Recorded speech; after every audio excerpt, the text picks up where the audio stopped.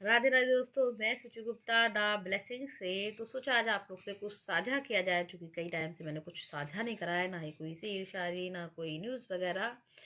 तो सबसे पहले दोस्तों बात करते हैं बिहार चुनाव की। तो बिहार चुनाव के जो कि रिजल्ट आप सबको पता है आ चुके हैं, और भाजपा की प्रचंड बहुमत से जीत हुई है।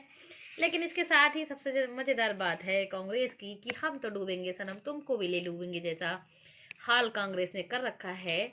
जैसे कि उसका नाम ही है इंडिया इंडिया गठबंधन। I.N.D. कर करके पूरा डॉट डॉट करके है, जो कि खंड खंड करके टूटने वाली पार्टी की तरह है, जिसमें ना तो कोई भी तथ्यात्मक बात है, और उनका एक ही काम बचा है चुनाव आयोग पर आरोप देना, ईवीएम पर, और मोदी को गाली देना। तो इसलिए मुझे नहीं लगता है कि कांग्रेस पर हमें ज़्यादा बात करनी चाहिए। खैर, उनको उनके हाल पर छोड़ते हैं और आज बात करते हैं। क्योंकि दोस्तों अभी हाल ही में मैं गई थी बाबा बैद्यनाथ धाम। तो वहाँ पे जो कि वो कांग्रेस की गठबंधन की सरकार है वहाँ भी। अब वहाँ की बात करें झारखंड की, लेकिन वहाँ जाने में बाबा की नगरी है तो जाहिर सी बात है। और वहाँ का जो कि सौंदर्यीकरण कह लीजिए, या वहाँ को जो इन्वायरमेंट है, तो वहाँ एक अलग ही सुकून शांति है, गुफाएं हैं और काफ़ी पेड़ पौधे हैं। आप तपोवन जाएं या फिर त्रिकूट पर्वत पे जाएं तो आपको एक अलग ही एनर्जी या पॉजिटिव वाइब मिलेंगी। और बाबा बैद्यनाथ के मंदिर प्रांगण में जाएं तो वहाँ की तो फिर बात ही निराली है, फिर जैसा भी हो फिलहाल। लेकिन वहाँ पे जो सबसे ज़्यादा बेकार चीज़ लगी मुझे अपने हिसाब से, तो वहाँ ना तो दोस्तों आप अगर स्टेशन से बाबा बैद्यनाथ धाम की ओर जाते हैं, वहाँ पे स्टे करते हैं, तो आपको एक तो ना तो कोई रास्ते में चौराहों पे कहीं भी कोई सुरक्षा व्यवस्था की कोई इंतजाम नहीं मिलेगी कि चौराहे पे कहीं कोई पुलिस खड़ी हो।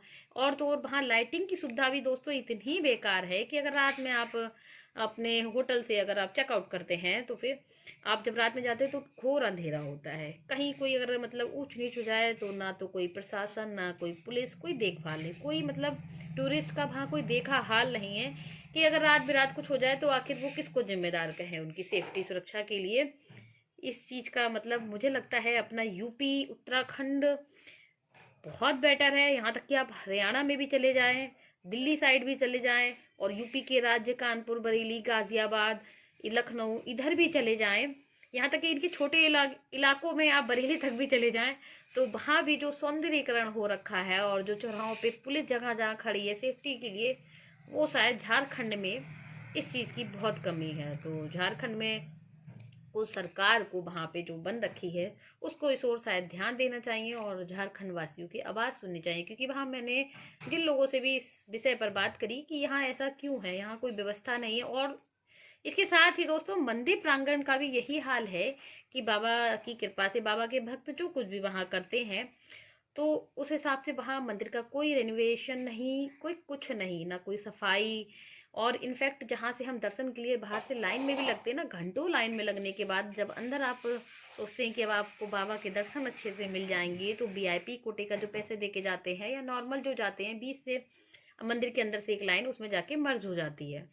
उसके बाद भी चाहे फिर वीआईपी जाए, तो जो वहाँ के पंडित लोग हैं वो क्या करते हैं, अपने शिवलिंग के पास वो बाबा बैद्यनाथ के अंदर वो चारों तरफ राउंड बना लेते हैं। और जो वीआईपी जिन्होंने बहुत ज़्यादा चढ़ावा वगैरह दिया होता है, तो उनके लिए कोशिश करते हैं कि वो पूजा पाठ बहुत आराम से कर सके। और बाकी धक्का मुक्की भीड़ इतनी होती है कि ना तो फिर वो वीआईपी ही दर्शन कर पाता है ढंग से, ना फिर जो वो आम आदमी जो घंटों 6 घंटों की लाइन में लगता है, वही उस तरह से जो एक थका जाता है कि मन से कोई अपने बच्चे को लेकर और इस तरह से अंदर धक्का करके मतलब इतनी बुरी तरह से करते हैं आप लोगों की, कई बार इंसान का दम घुट जाए इस तरह से। और संटी मारते हैं वो बाद नफा में बहुत तेज। इनफैक्ट वहाँ चाहे बच्चा हो, बड़ा हो, बूढ़ा हो, उनको डजन मैटर, इस चीज़ से फर्क नहीं पड़ता किसको क्या चोट लग जाएगी उस भगदड़ में। इनफैक्ट जब हम प्रांगण में भी धीरे धीरे लाइन वाइज भी चलते हैं, तो वहां भी अगर भीड़ में कोई हाथापाई हो जाए, कोई लड़ाई हो जाए, तो भाई कोई सेफ्टी सिक्योरिटी है ही नहीं, कोई सीएसएफ नहीं, कोई पुलिस नहीं, कुछ भी नहीं ऐसा है। क्योंकि वहां और वहां लिखा होता है प्रांगण में जब हम जहां से एंट्री मारते हैं कि भाई आप सीसीटीवी कैमरे की नजर में। बाबा जी की कृपा तो नहीं कहूंगी, वहां पे वहां के जो पंडा लोग हैं जिन्होंने वहां मंदिर की जो व्यवस्था जो उनके पास हाथों में है, कहीं एक सीसीटीवी कैमरा नहीं है। बस हर दीवार पे लिखा है कि आप सीसीटीवी कैमरे की नजर में है। तो वहाँ का चाहे आप मंदिर का प्रशासन कह लो या वहाँ की राज्य सरकार कह लो, दोनों का हाल अंधेर नगरी चौपट जाए राजा की तरह है।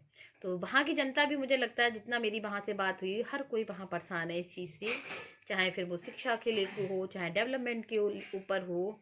जो वहाँ मतलब कि सरकार को कदम उठाने चाहिए, वो बहुत ही धीमी रफ्तार से वहाँ काम हो रहे हैं। तो इस नज़रिए से अगर हम आप देखते हैं कि हम लोग हम आप बहुत सही हैं कि हम उत्तर प्रदेश में हैं, या आप कोई हरियाणा का है या कोई उत्तराखंड का है, तो मे भी बहुत डेवलपमेंट है हम लोग के यहाँ, डेवलपिंग भी एरिया उस पीरियड में भी चल रहे हैं कि विकास और हो रहा है। लेकिन झारखंड की अगर बात करें तो वहाँ ऐसा बिल्कुल नहीं है। और मुझे लगता है जितना मैंने झारखंड की जनता से, वहाँ लोगों से बात करी कैट का, तो वो सब भी वहाँ एक बड़ा बदलाव चाहते हैं। अब ये बदलाव कब आएगा, कैसे आएगा, ये तो भगवान ही जाने। और लोगों की अपना मतदान की वो, जब वहाँ इलेक्शन होंगे तो वो किस ओर अपना मतदान देंगे, जो वहाँ पर इस तरह के बदलाव संभव हो सके। बाकी केंद्र जो कर सकती है हस्तक्षेप, तो मुझे लगता है उसको भी वो करना चाहिए, क्योंकि जिस तरह वहाँ के हाल हालात है, कल को कुछ बड़ा हो उससे अच्छा है पहले ही झारखंड की ओर सरकार को भी ध्यान देना चाहिए। इसी के साथ राधे राधे, जय माता दी दोस्तों।